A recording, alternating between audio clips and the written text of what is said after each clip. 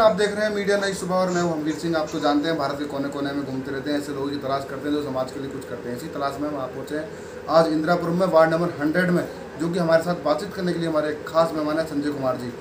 उनसे जानेंगे उन्होंने निगम पार्षद रहते हुए कौन कौन से महत्वपूर्ण काम किए और यहाँ पर क्या क्या मूलभूत समस्याएँ थी, और उन्होंने अपने राजनीतिक और सामाजिक जीवन की शुरुआत कब की, कैसे की, कौन प्रेरणा से होते हैं। सर, आपका स्वागत है। नमस्कार, धन्यवाद। सबसे पहले तो हम जानना चाहेंगे अपने राजनीतिक और सामाजिक जीवन की शुरुआत कब की, कैसे की, कौन आपकी प्रेरणा से होते? देखिए, मैं लगभग बचपन से ही सामाजिक जीवन जी रहा हूँ। इंजीनियरिंग करने के बाद हमने MBA किया। MBA करने के बाद हमने फिल्म मेकिंग का कोर्स किया और वहाँ से हम GTV गए, फिर जी न्यूज़ आए। जी न्यूज़ के बाद हम स्टार न्यूज़ आए, टाइम्स नाउ आए, UTV आए। ये जो अपना पत्रकारिता जीवन में इतना एक लंबा समय रहा, तो मैं राजनेताओं को बहुत करीब से समझने की कोशिश किया, और वही शायद मुझे लगता है कि कोई ना कोई कारण रहा कि मैं उसकी वजह से राजनीति के अंदर प्रवेश किया। पहले सामाजिक कार्यों में रहा, यहाँ RWA में पहले सेक्रेटरी रहा, फिर अध्यक्ष रहा, और ये सिलसिला चलता रहा। तो काम करते करते एक अपनी रुचि जगी और फिर हम एक राजनीतिक जीवन में चले आए। सर, आपने जैसे कि आप अभी यहाँ पर वर्तमान में निगम पार्षद है वार्ड नंबर 100 थे, यहाँ पर क्या क्या मूलभूत समस्याएं थी जिनका निपटारा आपने आने के बाद किया मुख्य रूप से? देखिए, पार्षद कोई जादूगर नहीं है जी, जो हम ये कहें कि क्या मूलभूत सुविधाएं थी और हमने क्या निपटारा किया। हम दो चीज़ जानते हैं कि हम पब्लिक के बीच में चुनाव लड़ने गए थे जी, और जब हम पब्लिक के बीच में चुनाव लड़ने गए थे तो हम उनको पब्लिक को बताए थे, अपना मैनिफेस्टो दे के भेजे थे कि हम ये काम करेंगे। और हम आपको दावे के साथ कर सकते हैं, अगर आप मेरे मैनिफेस्टो को भी देखेंगे तो हम आपको दावे के साथ कर सकते हैं कि जो काम हमने कहा, बहुत से काम किए और बहुत से काम में सतत प्रयास किया, जो कि प्रयास विजिबल है। और विजिबिलिटी जो है वो आप जो कोई काम करते हैं तो दिखता है। अब रही बात पार्षद हैं, तो इसका ये मतलब नहीं कि नगर निगम से हम जाएंगे, वहाँ कहेंगे और वहाँ से काम लाएंगे और वहाँ आके मेरी जिम्मेदारी समाप्त हो जाएगी। जब हम पार्षद हैं, यहाँ 8000 परिवार है, तो 8000 परिवार के दैनिक जीवन में आने वाले सुख दुख से लेकर यहाँ की जो व्यवस्थाएं में कोई कमी आई तो, या यहाँ अगर हमारी ज़रूरत कहीं पड़ी तो हमने उस कार्य को छूने का, करने का प्रयास किया। अब जैसे मैं आपको बताऊं, मैं आपसे निवेदन करूंगा कि मैं जो बात बोलूं मैं अपने मैनिफेस्टो के हिसाब से बोलूं। फिर मैं आपको जैसे कोरोना काल आया जी, सच पूछिए तो किसी भी नेतृत्व के लिए, किसी भी नेता के लिए कोरोना काल एक अग्नि परीक्षा की तरह था कि आप कितना जनता के बीच में हो।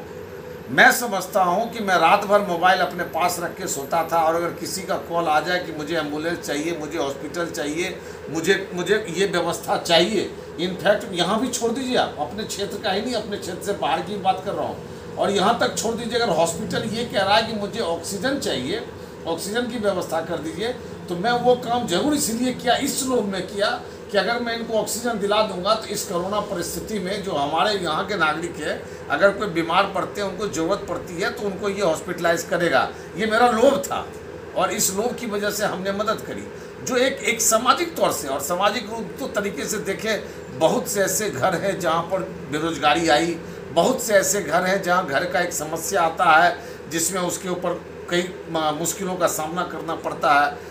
बच्चे बड़े हो रहे हैं तो उनके लिए एक जीवन, उनका भी एक अपना जीवन है, उनके साथ भी समस्या आएंगी जाएंगी। कहने का मतलब है कि मैं समझता हूं कि मेरी जिम्मेदारी अगर इस क्षेत्र में बनी है तो यहाँ की जनता का जन्म से लेकर, जन्म प्रमाण पत्र से लेकर और मृत्यु प्रमाण पत्र के आखिरी तय तक हमारे वार्ड का एक भी जनता ये नहीं कह सकता कि हमने कोई प्रमाण पत्र बनाया हो और हमें उसमें कोई कमीशन देना पड़ा हो, किसी को घूस देना पड़ा हो। और इस बीच की यात्रा में जहाँ जहाँ उनको हमारी ज़रूरत पड़ी है, जीवन से लेकर मृत्यु तक के बीच में, हमने अपना पूर्ण वक्त देके हम उनके साथ खड़े रहे, और हमारी यही सफलता है। ये तो हो गई हमारी सामाजिक रुचि, हमारी भावनात्मक रुचि, जिसके तहत पर हम काम करते हैं। बाकी हमने एक मैनिफेस्टो तैयार किया, और हम जानते थे कि हम बहुत काम नहीं कर सकते, क्योंकि इंदिरापुरम जो है वो गाजियाबाद नगर निगम में नहीं था, ये इंदिरापुरम गाजियाबाद विकास प्राधिकरण में था। लेकिन पब्लिक को हम ये नहीं कर सकते कि भाई हम नगर निगम में नहीं हैं, हम GDA में नहीं हैं, हम ऐसी बातें नहीं कर सकते। हमको पब्लिक ने, उसके बाद भी हम अपनी इच्छा से खड़े हुए हमको किसी ने नहीं कहा कि आप टिकट ले लो, चुनाव लड़ जाओ, काम करो, खड़े हो जाओ, किसी ने नहीं कहा। हम अपनी इच्छा से खड़े हुए। तो हमारा कर्तव्य है कि हम जीटीए के अंदर वो रहते हुए भी नगर निगम से कितना काम करा सकते हैं, विधायक से कितना काम, हम एक कोऑर्डिनेशन कोऑर्डिनेशन पॉइंट बन गए। हम कितना किससे काम करा सकते हैं और हमने कराया।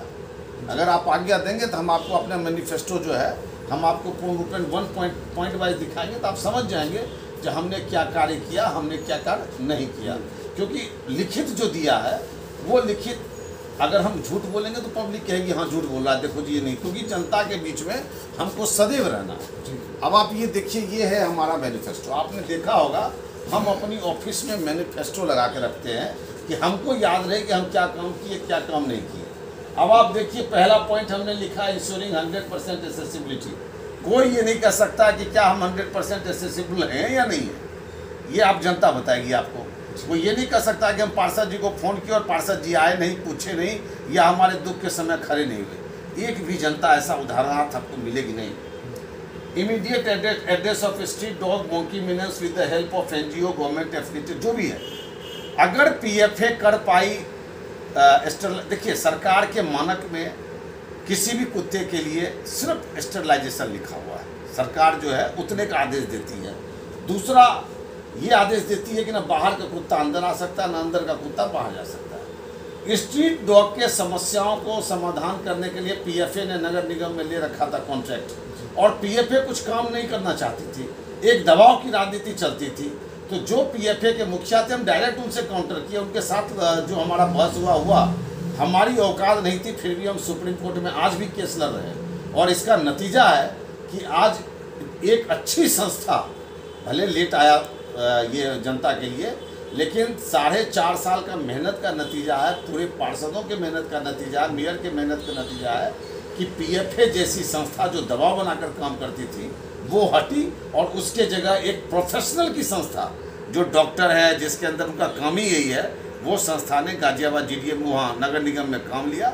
इसके लिए मेयर को भी, नगर आयुक्त को भी, और जो देख रहे अधिकारी उनको भी धन्यवाद देते हैं, ये उनका दिन है।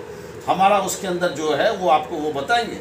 Road repair through Nagar Nigam and other sources. हमारी एओए के पास इतने पैसे नहीं हैं जो 1 करोड़ 2 करोड़ रुपए के रोड बना ले। यहाँ तो आपका दैनिक मेंटेनेंस जीवन चल जाए यही बहुत है, लेकिन हमारे शहर के निवासियों का काम तो होना ही है। प्लॉट 1, प्लॉट 11 और प्लॉट 10 2 बड़े प्लॉट हैं। प्लॉट 10 में सीमेंटेड रोड बने हुए हैं, जिसकी स्थिति अभी बनाने लायक नहीं है, वो अच्छे कंडीशन में थोड़ा बहुत मेंटेनेंस मांगती है। प्लॉट 11 जो है वो पुराने तरीके का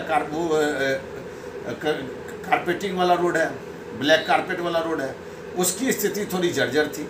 मेरे पास नगर निगम में हैंडओवर नहीं है, तो हमें दिक्कत थी इसकी। उसके बावजूद भी नगर निगम से, विधायक निधि से, राज्यसभा सांसद निधि से, एमएलसी निधि से, गाजियाबाद विकास प्राधिकरण से करा के 70-80 लाख रुपए का रोड बनवाया यहाँ पर, और है सब बना हुआ, लिखा हुआ है। उसके बावजूद भी 2-3 रोड खराब पड़े हुए हैं, उसको भी हम समझते हैं कि जुलाई अगस्त तक वो भी बन के तैयार हो जाएगा। अभी कुछ कॉन्ट्रैक्टर का स्ट्राइक चल रहा है नगर निगम में, तो शायद इसी कारण से वो काम रुका हुआ। तीसरी बार टेंडर लगेगा, उसमें कुछ न कुछ हम लोग कर लेंगे। अब आपका है साया गोल्ड एक बना हुआ बिल्डिंग मल्टी स्टोरी 32 महल का, वो प्लॉट नंबर 10 की तरफ से रास्ता निकालना चाहते थे। तो खैर चलिए, मेरा काम है, जनता को तकलीफ ना हो, हमने लड़ झगड़ के उसको रोकने की कोशिश किया। आप देखेंगे कि हमारे आरडब्ल्यू में भी, यहाँ हमारे पार्षद में भी कार्यालय में सीनियर सिटीजन देख रहे हैं, सीनियर सिटीजन कार्यालय है, वहाँ पे सीनियर सिटीजन के ज़िंदगी का सबका बाल बच्चा, किसी का अमेरिका रहता, किसी का कनाडा रहता। आपका काम क्या है? इनसे बात करते रहना, इनके जीवन में कोई सुख दुख आए तो इनके साथ खड़ा हो जाना। और आप कोई भी सीनियर सिटीजन से पूछ सकते हैं कि क्या उनको ये सेवा मिली या नहीं मिली, क्या उनको उनके साथ कोई खड़ा होने वाला मिला या नहीं मिला। अब उसके बाद आप आ जाइए पब्लिक टॉयलेट। इस शहर में 8000 फ्लैट है। 8000 फ्लैट का मतलब होता है कि कम से कम नहीं कुछ तो 32,000 आबादी, चलिए नहीं उतना तो 26,000 आबादी तो है ही। अब उतने गाड़ियाँ भी होंगी 8000, उसके ड्राइवर भी होंगे, उसके घर में काम करने वाले भी होंगे। यहाँ पर 800 के करीब दुकान है, दुकान के अंदर 3-3 आदमी होंगे, दुकानदार होगा। मतलब जो आबादी यहाँ रहती है उससे ज़्यादा आबादी का यहाँ आवाजाही है। जब पहले टॉयलेट नहीं था तो जहाँ तहाँ लोग खड़े होकर जो टॉयलेट क्या करते थे या यूरिनल डिस्पोजल क्या करते थे, उसको देखते हुए एक टॉयलेट फेज हुआ, यहाँ प्लॉट नंबर 11 में बनाया गया, एक टॉयलेट बनाया गया प्लॉट नंबर 10 में, और है वो मौजूद है। अभी हम फिर 2 पिंक टॉयलेट महिलाओं के लिए विशेष रूप से वार्ड 100 में मिला है, और हम उसका भी तैयारी कर रहे हैं कि उसको शहर के बाहर कहाँ बना सकते हैं, उस पर लगे हुए हैं। अब आप आ जाइए, जो उसके बाद है क्लीननेस ड्राइव। तकरीबन इस वार्ड के अंदर कितनी बार नगर निगम और जीडीए से क्लीननेस, जबकि यहाँ अपनी एक साफ सफाई व्यवस्था है। और मुझे खुशी इस बात की है कि हमारे यहाँ जितने भी RW हैं सब कम से कम सफाई के मामले में काफ़ी जिम्मेदारी से काम कर रहे हैं। उनको जब जब ड्राइव में हमारी ज़रूरत पड़ती है हम उनके खड़ा होते हैं उनके साथ, और क्लीननेस ड्राइव को कोशिश करते हैं सफलपूर्वक चले। अब आ जाइए, यहाँ पर लिखा हुआ पार्क ब्यूटिफिकेशन, मोर, झूला, बेंचेज। प्लॉट 11 में भी विधायक निधि से जिम दिया गया, प्लॉट 10 में भी प्लॉट 11 में नगर निगम से जिम दिया गया, प्लॉट 10 में विधायक निधि से जिम दिया गया। प्लॉट 11 में भी झूले लगवाए बच्चों के लिए, प्लॉट 10 में भी झूले लगवाए। 50 बेंच बच्चों के लिए प्लॉट 11 में भी लगा, प्लॉट 10 में भी लगा। मास्क लाइट 11 में भी लगा, 10 में भी लगा। यहाँ पर तकरीबन 6 मास्क लाइट हम लोगों ने 5 6 मास्क लाइट दोनों वार्ड में, दोनों प्लॉट में लगाने की कोशिश किया। जो बड़े बड़े प्लॉट हैं जो मेन यहाँ पर है उसको लगाने की कोशिश किया। आज पार्क की स्थिति देख लीजिए, जो प्लॉट नंबर 10 है उसमें जो 2-3 पार्क है वहाँ की RW बहुत बेहतरीन काम कर रही है। उसमें हम जो बेंच दे सकते हैं, जो उनका सहयोग चाहिए होता हम करते हैं। प्लॉट 11 में भी जो पार्कें हैं जो जिस हालत में थी उसको सुदृढ़ीकरण किया गया। आज बाउंड्री भी बन रहा है 13-14 लाख का, और सेंट्रल पार्क में एक पार्क ऑलरेडी फाउंटेन के साथ डेवलप किया गया। तो जो पार्क है उसको, पार्क को हम समझते हैं कि हरियाली पार्क जो है किसी भी शहर का जान होता है। इस शहर में तकरीबन कम से कम नहीं कुछ तो 5 साल के अंदर 1500 से 1000 पेड़ यहाँ लगाया गया, जो वृक्षारोपण को इसको मूल उद्देश्य लेके चला गया। यहाँ पर एक मंदिर भी है बहुत अच्छे किस्म का, जहाँ गरीब बच्चों की शादी ब्याह सब होता है। उसी के बगल में आप एक इसमें पॉइंट देखेंगे जिसमें लिखा हुआ है मोहल्ला चिकित्सालय। यहाँ बहुत से रिटायर्ड डॉक्टर हैं, उन रिटायर्ड डॉक्टर को इस्तेमाल करके इस चिकित्सालय का निर्माण किया गया। 15 अगस्त को उसका उद्घाटन है। उसके बाद वो सीनियर सिटीजन को हम सौंप देंगे जो लोग रिटायर्ड डॉक्टर हैं। हम कोशिश ये भी कर रहे हैं कि सरकार की तरफ से भी जो डिस्पेंसरी बनती है वो डिस्पेंसरी यहाँ पर एक मिले और यहाँ पर खुले। उसके बाद एक आपका पॉइंट है इंटीग्रेटेड सिक्योरिटी सिस्टम। फेज 1 के प्लॉट 11 की अपनी सिक्योरिटी है, प्लॉट 10 की अपनी सिक्योरिटी है। उसके बावजूद भी एक हमने कॉमन कैमरा लगाया है। उसके बावजूद भी जो दोनों शहर इंटीग्रेटेड रहे, मिला रहे। अगर किसी दिन एओ के बीच में विवाद हो तो कम से कम एक कैमरा का सेक्शन तो हो जो दोनों को कवर कर ले। तो वो लगा हुआ जो ये वो सी चीज़ें हैं जो यहाँ शहर में है। उसके बाद आपको सीवर सिस्टम, आप किसी भी RW से आज पूछ लीजिए कि जब जब वहाँ सीवर का प्रॉब्लम हुआ है 2 घंटे के अंदर सीवर की गाड़ी DDA से या नगर निगम से आई कि नहीं आई, उसको सॉल्व किया कि नहीं किया। लोग अब सीवर की वजह से सीवर के बदबू में नहीं जी रहे हैं यहाँ। हम उनको इन दोनों संस्थान से, GDA से भी नगर निगम से भी, हम उनको पूरा सहयोग दे रहे हैं कि सीवर उसी दिन खाली हो जाए, ख़त्म हो जाए, ठीक हो जाए। अब उसके बाद regular supply of electricity, drinking water etcetera, हमारी सभी RW बहुत बेहतरीन काम कर रही है। उसके बावजूद भी जो गंगा वाटर सप्लाई होता है प्लॉट 11 में भी, प्लॉट 10 में भी, सन टावर में भी, हमारी पूरी कोशिश रहती है कि वो गंगा वाटर समुचित जितना लिखा हुआ है उतना मिलता रहे, जितना उसके साथ जितना हमारे पास टंकी कैपेसिटी है। और साथ में इलेक्ट्रिसिटी में या जहाँ भी ऐसा कोऑर्डिनेशन बनाया गया है, देखिए पुराना जर्जर व्यवस्था है, दिक्कत तो आएगी, लेकिन कोशिश की जाती है कि गर्मी इतना पड़ा, कम से कम दिक्कत में समाधान पब्लिक का निकल जाए। उसके बाद cleanness towards road side outside gate, आप बाहर गेट के साथ नाला देखेंगे, जो पूरा नाला अभी रिपेयरिंग करके बनवाया जा रहा है, उसको ऑलरेडी काम चल रहा है, नाला सफाई करके उसको जो हमने उसमें लिख के दिया। एओए के एक काम हम नहीं कर पाए, अपना सेंट्रल मार्केट का सौंदर्यीकरण नहीं कर पाए। उसके हो सकते हैं बहुत कारण होंगे, राजनीतिक कारण भी होंगे कि उन लोगों से हमें भरपूर सपोर्ट नहीं मिला, इसमें कोई शक नहीं मुझे कहने में। उनसे सपोर्ट मिलना चाहिए था। शहर का एक हिस्सा है मार्केट का जहां हमने बहुत प्रयास करने का कोशिश किया, लेकिन शायद हम उसको अपने एक्सपेक्टेशन लेवल पे नहीं लाए। रोड बस ट्रांसपोर्ट की हमने कई बार व्यवस्था की चलाने की, नहीं संभव हो पाया। संभव इसलिए नहीं हो पाया कि इंदिरापुरम और नोएडा के बीच में एक गैप बना हुआ है, लेकिन उसके बावजूद भी जो भी बैटरी ऑपरेटेड बस चालू हुई, इलेक्ट्रिक बस चालू हुई है, उसमें से 2 बस इंदिरापुरम को मिल रहा है। सारे ओए को एक साथ जोड़ के एक बेहतर व्यवस्था का निर्माण हो सके। मोहल्ला चिकित्सालय आपको बताई दिया।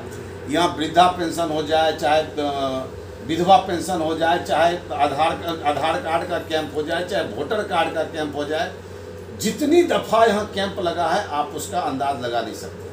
और मुझे आपके चैनल के माध्यम से बताने में पूरी खुशी भी है कि जब कोरोना का वैक्सीनेशन शुरू हुआ तो गाजियाबाद में सबसे पहले सिपरा सेंसिटिव वार्ड 100 से शुरू हुआ और यहाँ पर हजारों हजार की भीड़ थी और सभी एओए, सभी यहाँ के वॉलेंटियर, सभी पार्टी कार्यकर्ता ने मिलकर इतना बेहतरीन मैनेजमेंट किया कि जो इसके स्वास्थ्य विभाग के लोग थे उन लोगों ने यहाँ की व्यवस्थाओं को देखकर लगातार यहाँ पर आज तक वैक्सीनेशन कैंप हो रहा है और हम समझते हैं कि हमारे पास जो रिकॉर्ड उपलब्ध है उसके हिसाब से इस शहर के माध्यम से, भले यहाँ की आबादी छोड़ दीजिए, 60 से 70 हज़ार लोगों को वैक्सीनेशन इस हमारे वार्ड 100 से हुआ। तो हमें लगता है कि जो जो क्रम हमने लिखा है, एक हमारी जनता ने लिख दिया था कि 3 नंबर गेट और 4 नंबर गेट सुंदर होना चाहिए। कोई शक नहीं है कि एओ के द्वारा ये इनिशिएटिव लिया गया, लेकिन ठीक है, मेरी जो अपनी जिम्मेदारी थी पैसे व्यवस्था करना, कहाँ से पैसे आएगा, खुद खड़ा होकर बनवाना, जैसे भी जो हमसे हो सका गेट बनवाने में हमने एओ के माध्यम से, एओ के सपोर्ट से इस गेट को तैयार किया। और हमें लगता है कि अगर हम राजनीतिक सोच से अलग हटकर देखें तो आने वाले दिनों में जो ये दोनों एंट्री गेट है, अगर आज आप तुलना कर लेंगे तो ये सिपरा सन सिटी का एक शान है और इस शान का लोग एहसास करेंगे जब उनको कोई दूसरा बताएगा कि आपके शहर में प्रवेश द्वार इतना बेहतर बना हुआ है। तो मेरी सोच है कि आप जितना सजग रहेंगे, आप जितना प्रभुत्वशाली रहेंगे और आप जितना सामर्थ्यवाद रहेंगे। आज संजय सिंह सिर्फ एक परिवार नहीं चलाता, संजय सिंह 8000 परिवार चला रहा है और 8000 परिवार का सुख दुख जो है वो मेरा सुख दुख है। मैं ये सोच के चलता हूँ कि अगर उनको कोई दिक्कत आई है तो हम इसमें खड़े उतरेंगे, हमको उतरना चाहिए खड़ा, हमको उनको बीच रास्ते में नहीं छोड़ना चाहिए, क्योंकि ऊपर वाले के आशीर्वाद से मेरा परिवार हमें फुल सपोर्ट कर रहा है और सब अपने आप में सेल्फ सफिशिएंट है अपने खर्च के निर्वहन के। शायद इसीलिए मैं इस समाज को टाइम दे पा रहा हूँ।